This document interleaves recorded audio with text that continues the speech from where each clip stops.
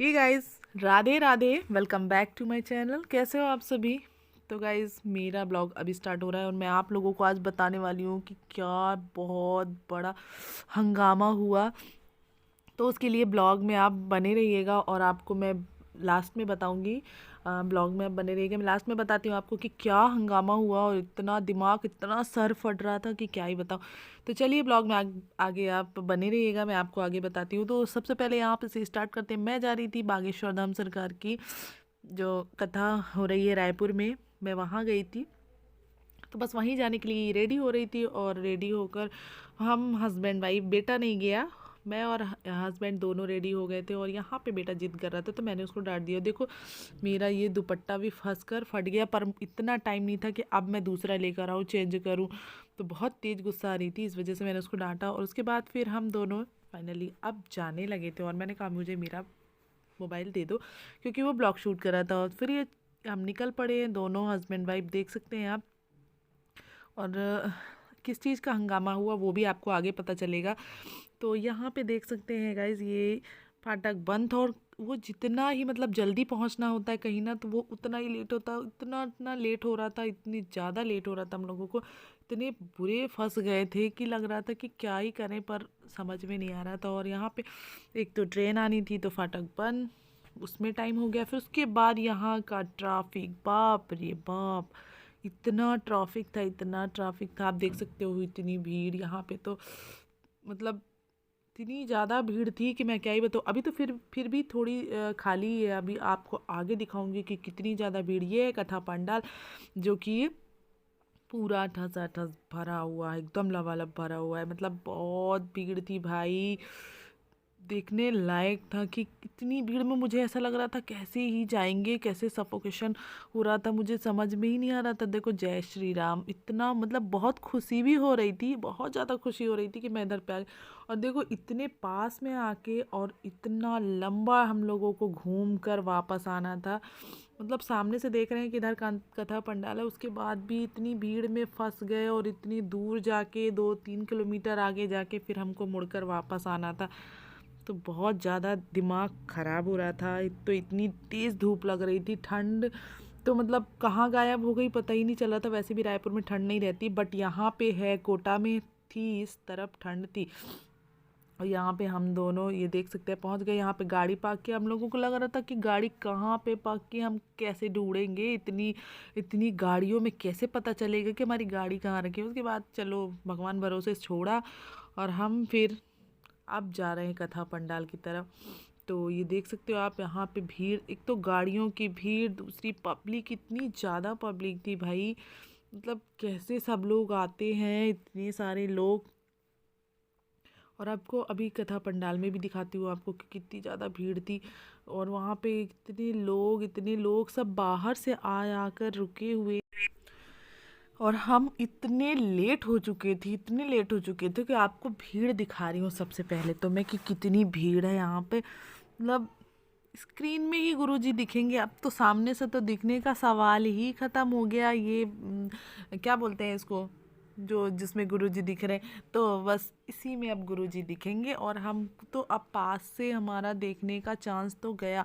हमारे रिलेटिव भी रहते हैं, सॉरी प्रोजेक्टर, मैं भूल गई थी इसको क्या बोलते हैं। तो गाइस, तो हम, मेरे रिलेटिव रहते हैं, वो मुझे फ़ोन कर कर के इतना बोला उन्होंने, लेकिन मैं रास्ते में इस कदर से फंसी हुई थी कि मुझे समझ में ही नहीं आ रहा। फिर भी मैं ना बैठ गई थी, मुझे ऐसा लग रहा था कि यार जो जो जगह मिल रही वहीं पे बैठ जाओ, कुछ तो देखने मिलेगा। गुरुजी दर जैसे ही आएंगे थोड़ी बहुत तो देखने मिल जाएंगे और उनकी कथा सुनने मिल जाएगी।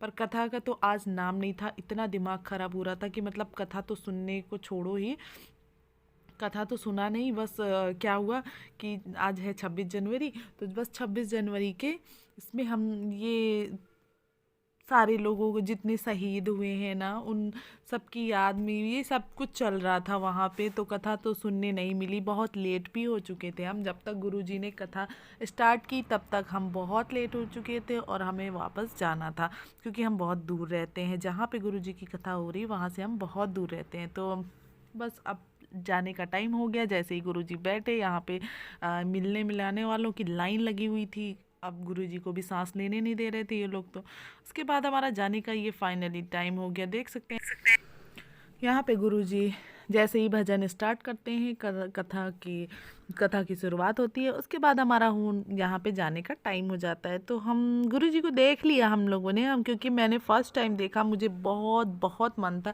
सब बोलते हैं संतों के दर्शन करने चाहिए, और मुझे तो बहुत ही मन था इनके दर्शन करने के, इनको देखने के इच्छा बहुत ज़्यादा थी। तो मैं तो फ़िलहाल देख ही लिया मैंने आज। और उसके बाद इतनी भीड़ देख सकते हैं आप, बहुत इमेजिन नहीं कर सकते भाई, इतनी भीड़, इतनी लाखों जनता। कहाँ गुरुजी कहाँ बैठे रहते हैं पता भी नहीं चलता, इतनी बस ये स्क्रीन में ही जो दिख रहे हैं। बट फिर भी मैं बहुत खुश थी। पर यहाँ पे लोग इतना हंगामा कर रहे थे, इतनी किचकिच कर रहे थे, इतनी लड़ाइयाँ हो रही थी ना, बड़ा बड़ा हंगामा, मतलब ऐसी लड़ाइयाँ कर रहे थे भाई लोग, बदतमीजी पे उतर आते हैं। तो इसी कारण से मैंने कहा चलो भाई अब वापस चलते हैं। और देख सकते हैं यहाँ पे हम वापस निकल पड़े। अब अपनी गाड़ी ढूंढ रहे थे, यहाँ पे देख सकते हैं अब हमें अपनी गाड़ी फाइनल मिल गई। पर इतनी बुरी कंडीशन कर देते हैं लोग बाग यार, सच में कोई इज्जत ही नहीं रहती।